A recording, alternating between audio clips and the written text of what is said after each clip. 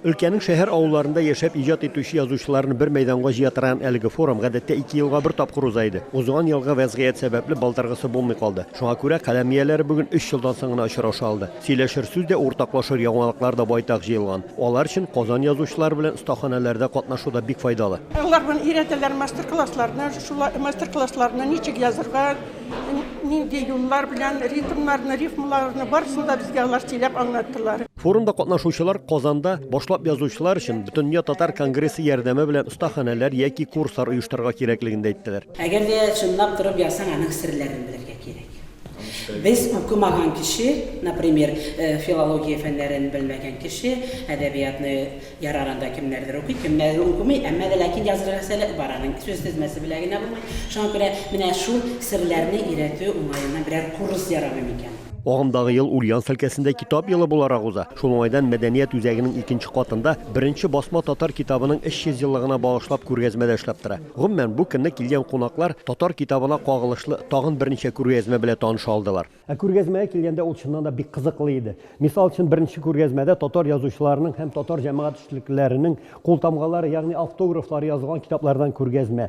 Алар арасында инде бүген мәрхүм булган татар әдәбияты классиклары Илдар Юзиев, Шамил Маннапов, Мөхәммәд Ахадам ага Мәхдиев, Әмир Ханиники, Рубит Миңнуллинның автографлары язылган китаплар булса, янәшәдәге стелдә исә Ульяновск өлкәсенең Мәләкәс районы Пара авылында туып үскән галим, Татарстанның Габдулла исемендәге дәүләт премиясе лауреаты профессор Ибраһим ага Нуруллинның шәхси әйберләренә тезелгән күргәзмә тора иде.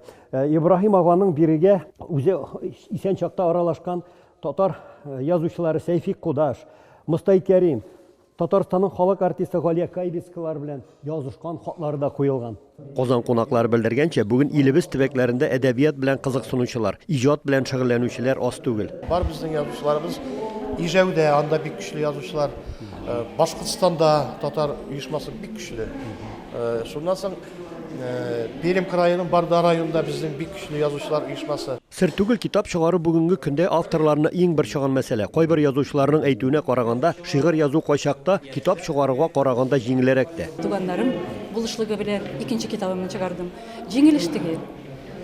Язучыга кул сузып акча сорап бирергә яхшы түгел. Китап чыгару авыр түгел. Аны әгәр акчаң булса, ул безнең акча белән безнең 15 мең белән китап чыгарып булмый инде. Әгәр башка төрле читтән ярдәм булмаса яки якын туганнарың кемдән ярдәм итсәр, менә шул вакытта чыгарырга була. Күптән түгел генә әйтәсе сүзем бар дигән китабым бастырылды.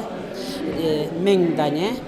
Шуңа мин 130 мең сумны акча. Башлап язучыларга үз китапларын чыгарырга аеруча катлаулы булганлыктан, Ульяновск өлкә татар автономиясе 2-3 елга бер тапкыр Сембер язар дигән җыентык чыгарып килә. Ул альманахка беренчеләп без яшь язучыларыбызны, яшь шагыйрьләребезне туплап, аларны беренче адымнарын күрсәтмәк идек шул Сембер язары дигән альманахыбызда. Аллага шөкер, аларның саны арта бара бүгенге көндә.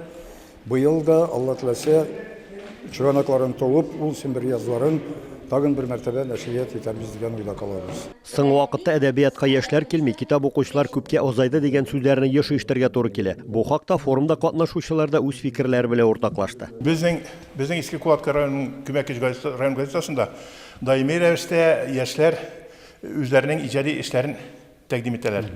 Без аларның шигырьләрен, язма эшләрен, хикәяләрен һәр чак газета битләрендә чыгарып киләбез. Бу көндә укыйлар шушындый мелодраматический әйберләр, китапларны укыйлар күбрәк. Күңелгә якын, зур татарган әйберләрне, көлкеле әйберләрне укыйлар. Халыкның үзенең нигә бар, ихтыяҗы бар.